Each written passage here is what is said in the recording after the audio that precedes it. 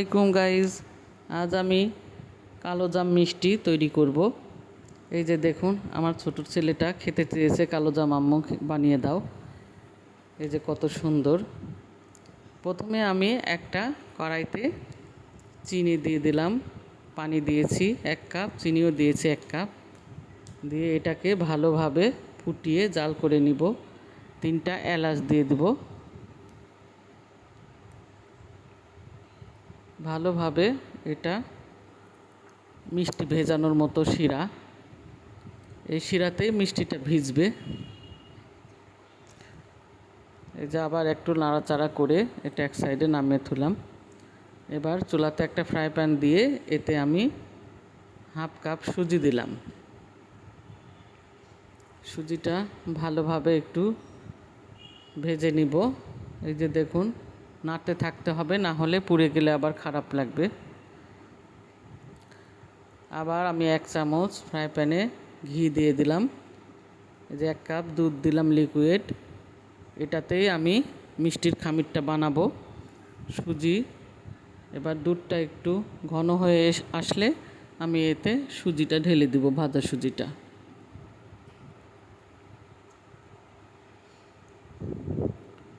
এই যে দেখুন, ভাজা সুজিটা দিয়ে দিলাম। এখন অনবরত নাড়াচাড়া করতে হবে, না হলে দলা পেকে যাবে। এই জন্য বারবার নাড়াচাড়া করছি। এই যে একটু নরম নরম থাকতে থাকতেই নামাতে হবে, শুকিয়ে যাওয়া যাবে না।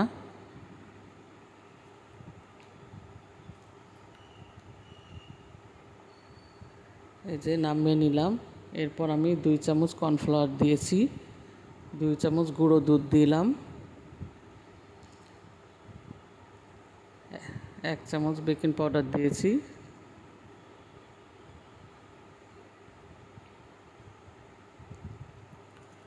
এবার আমি সামান্য লিকুইড দুধ দিয়ে একটু মেখে নিব। আবার সামান্য একটু দুধে একটু ফুড কালার দিয়ে দিচ্ছি। কালো জাম সেহেতু একটু ফুড কালারটা হলে ভালো লাগে।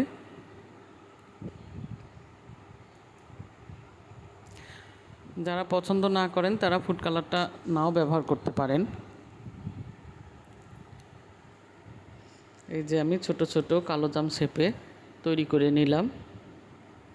এবার ভাজবো।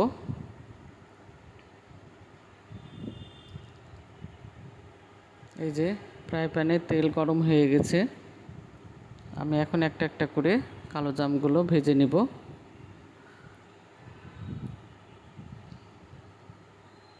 এটা বেশি তাপ দেওয়া যাবে না, মিডিয়াম আঁচে ভাজতে হবে এই মিষ্টিটা। উল্টে পাল্টে দিতে হবে।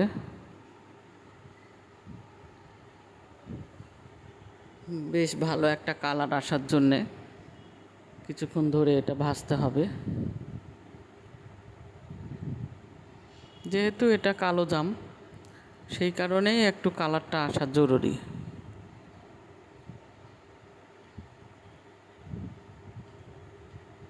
এই যে দেখুন, আমি নাড়ছি।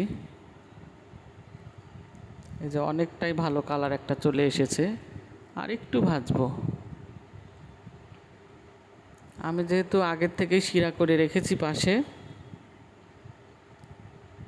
ওই শিরাতে আমি এখন এখান থেকে তুলে দিয়ে দিব।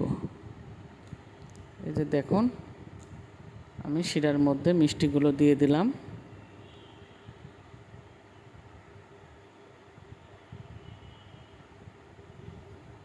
কত সুন্দর ফুলে উঠছে।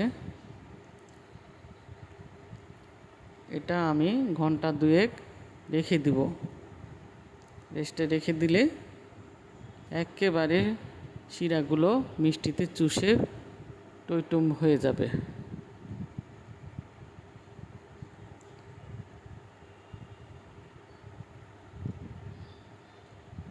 এই যে দেখুন, পরিবেশন করলাম। কত সুন্দর রসে ভরা কালো জাম মিষ্টি। আমার ছেলে মেয়ে তো সেই বলল খুব মজা হয়েছে আম্মু। যেহেতু আমার কাছে মাওয়া ছিল না, তাই আমি ওপর দিয়ে একটু গুঁড়ো দুধ ছিটিয়ে দিয়েছি।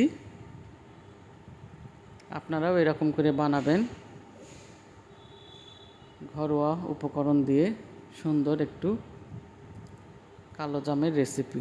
ধন্যবাদ।